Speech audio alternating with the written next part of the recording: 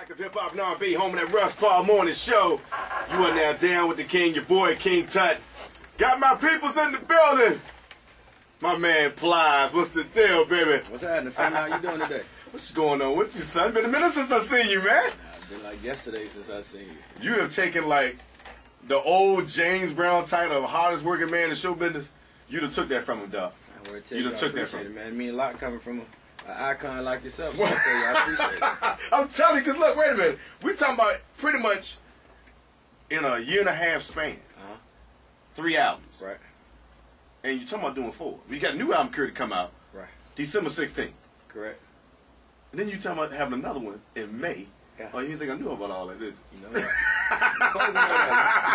You family, man. Family knew all this. No, so break it down so people can understand this. Most cats get in, do an album, milking for everything they can for about a year or two. But you, man, you in the studio putting out albums, man. I mean, what's the deal? What made you do that? First and foremost, I think it's being blessed got a lot to do with it. For me to have that opportunity, man. It is.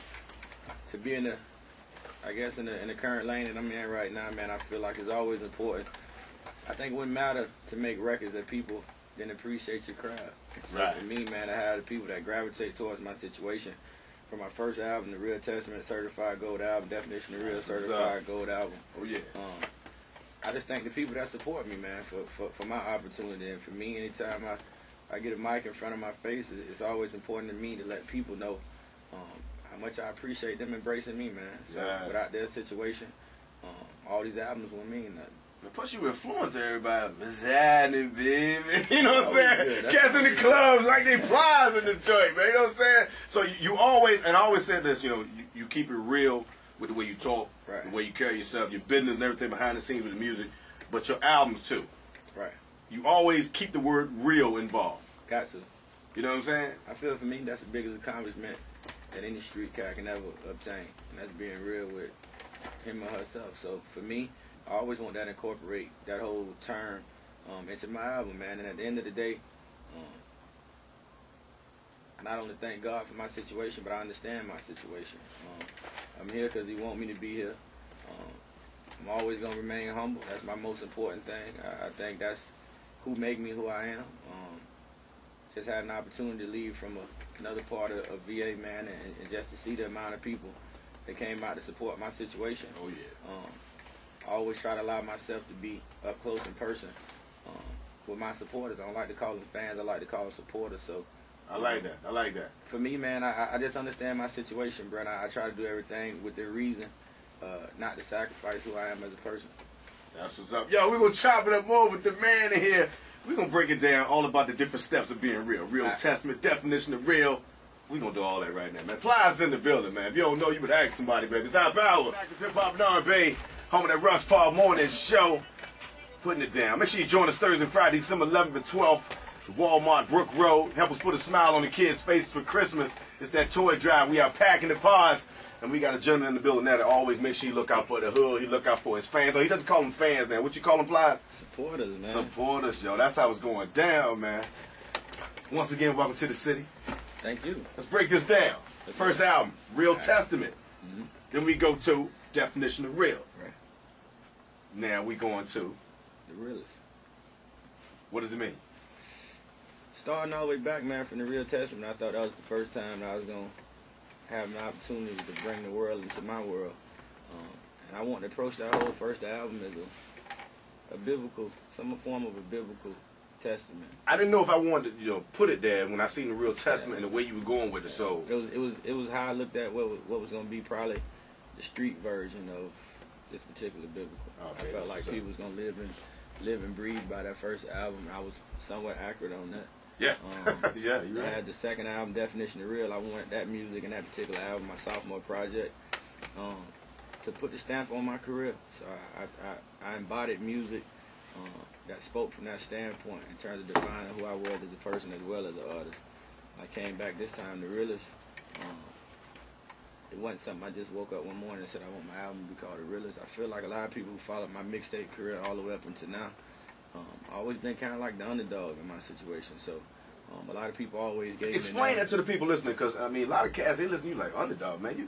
You out here, chicks everywhere, bending the corners for you and busting babies. And I think a lot of times what I didn't understand, KT on my end, bro, was the fact that you can make huge records in this game, right? But if they're not industry friendly, you don't get your just due for those records.